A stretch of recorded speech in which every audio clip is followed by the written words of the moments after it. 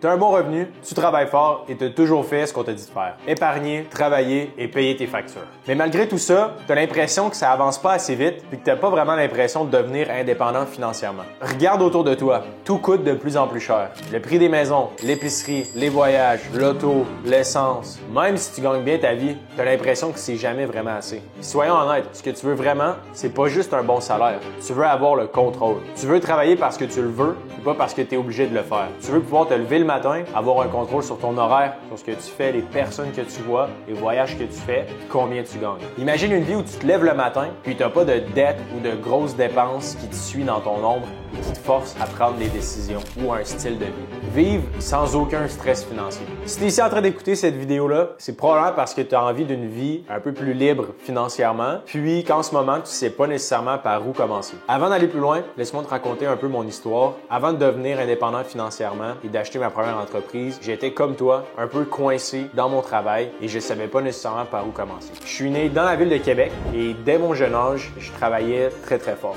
J'ai eu peut-être 12 emplois étudiants. Je viens d'une famille où on n'a jamais été super riche. Clairement, j'ai manqué de rien, mais ça n'a pas été, disons, si facile que ça. Mes parents n'ont jamais été en affaires, mes sœurs n'étaient pas en affaires non plus. Pour moi, j'ai toujours été un peu le mouton noir de ma famille. J'ai toujours voulu vivre un peu différemment des autres, être plus libre de mon temps. Et rapidement, quand j'étais jeune, je me suis rendu compte que, tu sais, même si je travaillais 40, 60, 80 heures pour mon employeur, je n'étais jamais vraiment reconnu pour ma pleine reconnaissance. Je sais pas si toi, tu l'as déjà vécu, mais des fois, de se donner à 110% pour un salaire qui est relativement maigre par rapport à mes ambitions, pour moi, c'était toujours assez difficile. Puis quand je travaillais, je voyais vraiment que mon employeur ne valorisait pas vraiment pour ma juste valeur, selon moi. Il m'a dit, écoute, je donne toutes ces heures-là, toutes mes semaines à travailler sans relâche. Puis malheureusement, le chèque à la fin du mois ou le chèque le jeudi que je recevais, il matchait jamais vraiment mes attentes. J'avais une vision d'une vie idéale d'indépendance financière où je n'étais pas pris justement dans ce salaire-là fixe. Puis rapidement, quand j'avais 16 ans, 17 ans, 18 ans, à aller à l'école et en travaillant en même temps, je me suis rendu compte que clairement, il y avait probablement d'autres façons de faire de l'argent que de simplement échanger ses heures pour un salaire. Dans cette quête-là, j'ai eu différents obstacles.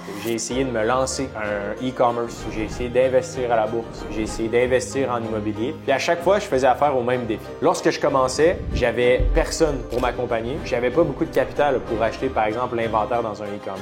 À l'inverse, quand je me revirais de l'immobilier, je me rendais compte que la mise de fonds était super importante. Puis également qu'il fallait avoir beaucoup de connaissances, je veux pas, en construction. Mes parents avaient un triplex quand j'étais plus petit. Puis l'enjeu avec ça, c'est qu'ils étaient souvent partis pour faire les rénovations, il y avait une toilette de boucher, bref, il y avait beaucoup d'implications. Puis rapidement, je me suis rendu compte que, la vie que je m'imagine, où je voyage, je prends mes décisions, je conduis la voiture que je souhaite, je suis libre de mon temps, j'avais l'impression qu'avec ça, c'était peut-être plus ou moins la bonne façon d'y arriver pour moi. Puis après avoir essayé un e-commerce, une agence marketing, d'avoir lancé ma propre compagnie d'entretien de terrain, tout ça avait échoué pour des raisons que peut-être déjà tu as vécu aussi, mais un manque de compétences en vente, un manque de marketing, un manque d'employés, un manque vraiment de différenciation avec les autres compétiteurs. Fait qu'à chaque fois que je me lançais, je me disais, voyons, c'est donc tough, puis toutes les autres entreprises qui étaient en démarrage autour de moi mouraient aussi. Fait qu'un jour, quand j'étais rendu à l'université puis que je travaillais 40 heures semaine pour mon employeur, je me suis dit, écoute, je vois toutes ces entreprises-là pour lesquelles je travaille.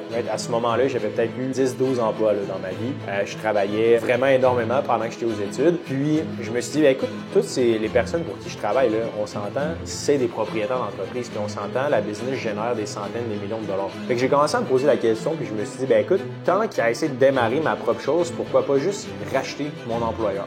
Pourquoi pas juste faire l'achat d'une business qui roule déjà, qui a déjà une clientèle, qui a déjà des revenus? On en connaît tous, un lavoto, un salon de coiffure, un cabinet comptable, une compagnie de construction. Il y a des dizaines de milliers d'entreprises qu'on côtoie au day-to-day, puis que le propriétaire n'est pas nécessairement là dans l'entreprise. Fait que plus je me renseigne sur le sujet, plus je me suis rendu compte que, écoute, il y a peut-être quelque chose de différent qu'on n'a jamais vraiment appris sur les bancs d'école, puis que peu de gens parlent, qui pourrait nous aider justement à arrêter d'essayer de démarrer des projets sans réelle forme de succès, ou juste de se lancer en immobilier comme nos parents nous ont toujours dit. S'il y avait un avenue entre les deux qui nous permettait de changer de style de vie rapidement, générer un plus de revenus instantanément, tout en sacrifiant pas nécessairement 3 ans ou 5 ans à bâtir une startup. À l'Université Laval où j'allais, où j'étais étudiant, il y avait des machines distributrices. Puis c'est là vraiment que je me suis allumé. J'ai dit, il y avait un numéro de téléphone. Je me suis dit, écoute, je vais l'appeler, je vais parler avec le propriétaire, puis je vais lui demander s'il est à vendre. Ça n'a pas l'air compliqué. Clairement, il achète une Warmy 1$, il y avait 3$, puis il y avait toujours plein de monde dedans. Et je me suis dit, écoute, pourquoi pas parler à lui puis voir si je pouvais acheter son entreprise puis générer ces revenus-là jour 1. Eh bien, ça s'est passé exactement comme tu peux l'imaginer. Il était en effet intéressé à vendre, il était sur le bord de la retraite, puis on a réussi à faire une transaction. Évidemment, avec du recul, c'est loin d'être la meilleure première entreprise à acheter, mais ce que j'ai compris à travers le processus, c'est qu'il y avait plein de choses qui étaient plus difficiles pour moi de comprendre, mais j'ai vraiment saisi une chose importante, puis j'ai appris énormément de cette première transaction-là. Ça m'a appris que, OK, le levier le plus important pour moi, et bien des gens, c'est d'acheter une entreprise au lieu de travailler dans l'une d'entre elles pour bâtir de l'équité dans la business, puis également générer un cash flow instantané. C'est rapidement, j'ai été en mesure de générer quelques centaines de dollars par mois dès le départ, puis de fil en aiguille, ces centaines de dollars-là à l'université sont transformés en milliers de dollars pour un jour justement vendre cette entreprise. Puis à travers cet apprentissage-là, je me suis bâti une équipe puis je me suis vraiment entouré de professionnels pour m'aider à faire l'achat d'entreprise. À ce moment-là, quand j'ai fait cette transaction-là, je me suis dit, écoute, j'aurais plus jamais besoin de travailler pour mon employeur. Je vais être en mesure de générer mes propres revenus avec une plateforme qui est déjà existante, qui est celle d'avoir des entreprises, de faire du rachat, du reprenariat, peu importe comment vous en parlez, mais celle d'aller acheter une entreprise profitable, rentable, jour 1, puis de pouvoir bâtir la vie que je veux.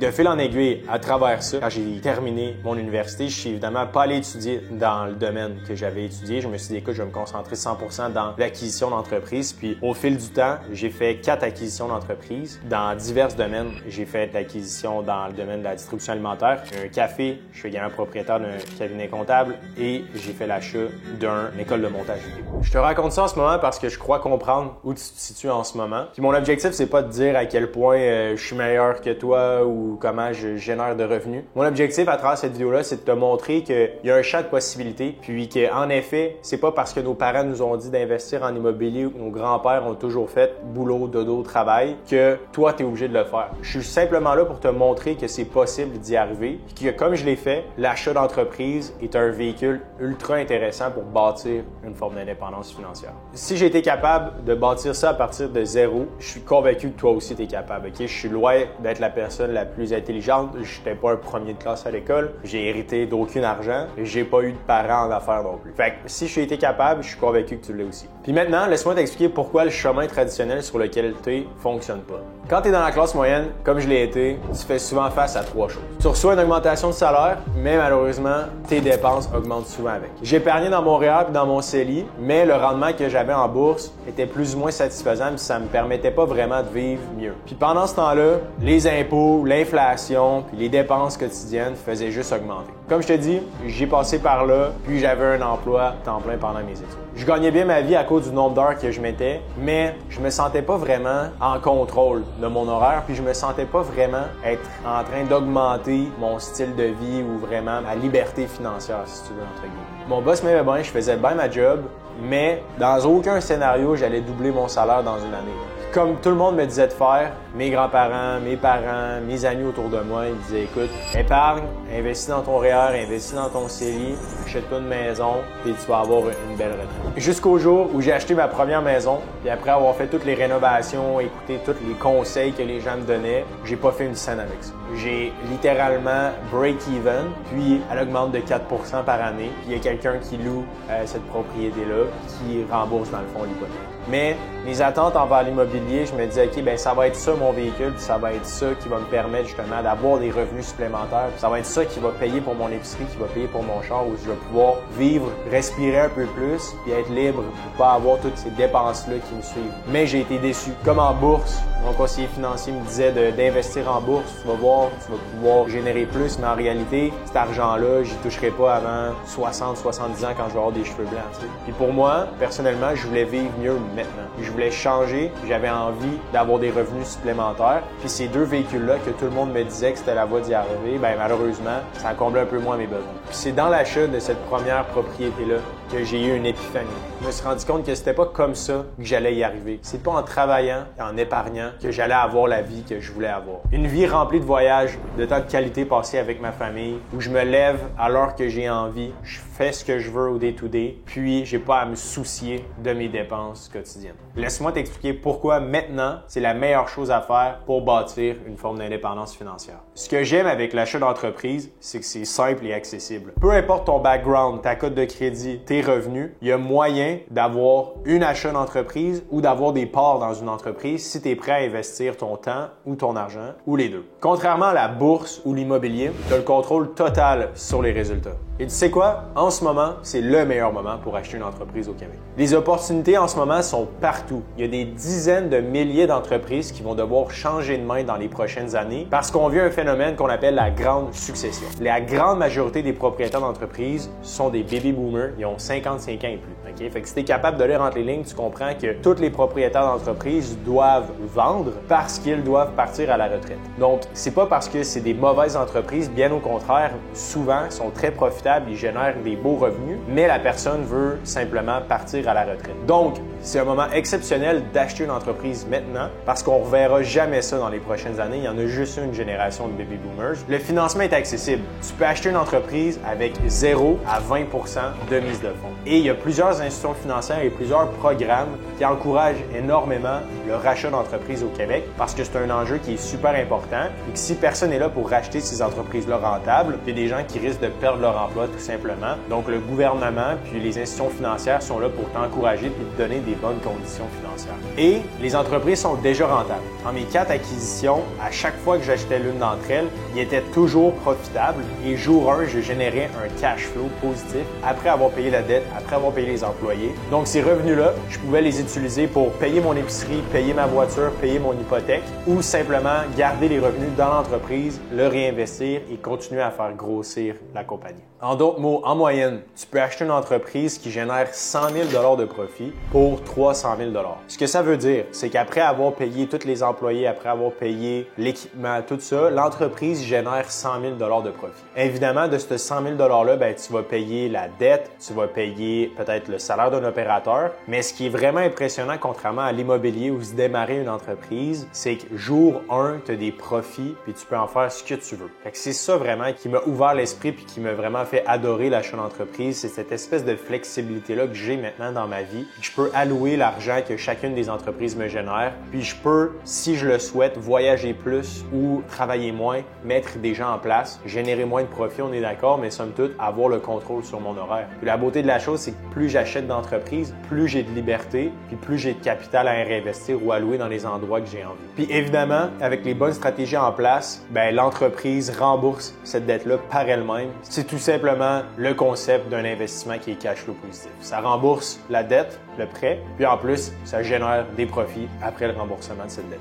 Puis là, c'est le temps que je te parle des 3 phases que j'utilise toujours pour une achat d'entreprise qui est réussie, rentable, puis qui me génère un revenu supplémentaire. Puis ces 3 phases-là, c'est exactement le service professionnel qu'on offre à des centaines de personnes en ce moment pour leur achat d'entreprise. La première phase qui va te permettre de faire un achat d'entreprise réussi, c'est celle de l'orientation et de la prospection. Dans la phase d'orientation, nous, on est là vraiment pour aider les gens à identifier combien de revenus ils souhaitent générer, quel genre d'entreprises font plus de sens pour eux, c'est quoi la localisation, qu'est-ce que tu aimes faire, puis également combien de temps tu veux y mettre. Un coup que l'orientation est faite, on va aller en prospection. Dans cette prospection-là, c'est super important, c'est là qu'on va venir trouver la bonne entreprise qui matche tes critères d'achat. Donc, un petit peu comme quand on magasine une maison, il existe différents sites et différentes façons de trouver la bonne. Il y a des sites en ligne qui annoncent des entreprises. On aide aussi les gens à trouver des entreprises hors marché et on vous aide surtout à venir lire les informations puis savoir exactement qu'est-ce qui fait du sens dans une transaction. Fait qu'un coup qu'on a identifié la bonne, on va aller en phase 2. Dans cette phase-là, c'est la phase de valorisation et de dépôt d'offre d'achat. Dans cette phase-là, c'est là qu'on va venir évaluer la valeur réelle de l'entreprise. Comme l'achat d'une maison, on ne veut pas payer trop cher, puis on veut s'assurer d'avoir le meilleur prix possible pour dégager le plus de revenus de cette entreprise. Fait que nous, on va aider les gens à venir évaluer l'entreprise de par son cash flow, les risques associés à l'entreprise, depuis combien de temps elle est là, tous les critères que nous on utilise pour venir vraiment s'assurer de payer le bon prix. Un coup qu'on le sait ce qu'on a en tête puis on le sait comment qu'on veut se positionner, on va aller déposer l'offre d'achat. C'est là qu'on va venir évidemment négocier avec le vendeur le prix d'achat, puis on va avoir toutes les conditions là, qui sont optimales pour un bon financement puis une bonne transition. Lorsqu'on a une signature entre l'acheteur puis le vendeur, on va aller en phase 3 ensemble. Dans cette phase-là, c'est la phase de financement et de clôture. Si jamais vous le faites par vous-même, bien là, c'est là qu'il faut aller négocier auprès des banques, aller chercher les meilleures institutions financières. Nous, ce qu'on fait avec les gens qu'on accompagne dans notre service professionnel, c'est d'aller chercher le financement que tu as de besoin auprès des banques. Fait qu'on va négocier avec la BDC, Investissement Québec, le Fonds FTQ, Desjardins, Banque Nationale, RBC, bref, toutes les banques et les partenaires qui financent les achats d'entreprise. Puis nous, notre travail, c'est vraiment de t'aider à avoir les meilleures conditions au financement et les plus bas taux d'intérêt. Un coup qu'on a le financement des banques, on va venir clôturer la transaction, évidemment, avec des avocats. Donc, c'est l'équivalent de passer chez le notaire en immobilier. Fait qu'on veut s'assurer que, il y a une inspection qui est faite. Right? Est-ce qu'il y a des anguilles sous roche? Est-ce que, par exemple, si j'achète un lavoto, est-ce que les appareils que je vais acheter sont désuets ou sont sur le bord de briser? Right? Ce qu'on a vu dans les chiffres, est-ce que c'est réellement ce qui rentre dans les comptes de banque? Est-ce que les contrats des employés sont en règle? Bref, toutes les choses qu'on veut vraiment venir protéger puis valider, on le fait à cette étape-là. Puis également, on va avec les avocats faire la clôture de la transaction qu'on appelle la CAVA, qui est un document là, qui permet de clôturer cette transaction-là puis d'enfin devenir propriétaire d'une entreprise. Fait qu'à ce moment-là, que vous le fassiez par vous-même ou avec nous, vous avez déjà les bases puis vous comprenez les 3 grandes phases sur lesquelles je vous conseille fortement de passer au travers, que j'ai passé à nombreuses reprises puis que les gens qu'on accompagne vont passer au travers. C'est vraiment la meilleure méthodologie pour y arriver sans risque ou du moins en minimisant au maximum les risques pour s'assurer que ce qu'on achète, ça génère en effet les revenus puis les profits qu'on souhaite avoir. Regarde Éric Olivier, qui est un jeune de 24 ans qui a fait l'achat de sa première entreprise avec nous, qui est maintenant propriétaire d'une usine, qui est en mesure de générer un revenu supplémentaire supérieur à son emploi de fonctionnaire au gouvernement. Puis maintenant, il est comblé puis il est aligné avec sa mission, ses valeurs puis son style de vie. Malgré son jeune âge, c'est ce qui m'a marqué dans son histoire, c'était vraiment sa volonté à changer et de passer d'un travail vraiment traditionnel 9 à 5 à maintenant être propriétaire d'entreprise. Puis pour avoir parlé avec lui à nombreuses reprises, ce qui est intéressant, c'est que sa vie a vraiment changé pour le mieux. Puis maintenant, il se sent vraiment plus en contrôle. Puis ce que je t'ai dit tantôt dans la vidéo de mon parcours personnel puis comment ça a impacté ma vie, ce que j'aime dans ce que je fais en ce moment, c'est que je suis en mesure de voir la transformation que les gens ont. Puis honnêtement, c'est fou à quel point devenir propriétaire d'entreprise, ça change complètement la donne. Tant d'un point de vue de revenu que d'un point de vue de style de vie, c'est fou à quel point tout prend un peu son sens quand on devient au contrôle de sa vie puis au règne du volant. Pour t'aider à démarrer, si vraiment là, ce que tu as vu aujourd'hui, ça te motive, ça te donne envie de prendre le contrôle sur ta vie, clique sur le bouton ci-dessous et prends un appel plan de match. Okay? Dans cet appel-là, il y a un de nos conseillers qui va venir faire un plan de match avec toi puis qui va t'aider dans les premières phases pour vraiment venir t'orienter, comprendre qu'est-ce que tu cherches réellement pour te prouver que c'est possible d'y arriver puis d'avoir une vision claire d'où est-ce que tu vas aller avec cette entreprise-là. Imagine-toi posséder une entreprise qui travaille pour toi. Tu as le contrôle sur ton temps, tu as le contrôle sur ton horaire, tu as le contrôle sur combien tu peux gagner. Puis une ou plusieurs entreprises te génèrent des revenus, des chèques à tous les mois de 1000, 2000, 5000, 10 000 $ que tu peux réutiliser pour payer ton épicerie, payer ton loyer, payer ton cellulaire, puis passer du temps avec les gens que tu aimes ou voyager ou bref, faire ce que tu as vraiment envie de faire. Que ce soit de travailler dans l'entreprise, de travailler en dehors de l'entreprise, tout est possible en étant propriétaire d'une entreprise. Donc si ça t'intéresse, clique sur le bouton ci-dessous, prends un appel avec un de nos conseillers et on va regarder comment on peut t'aider à y arriver.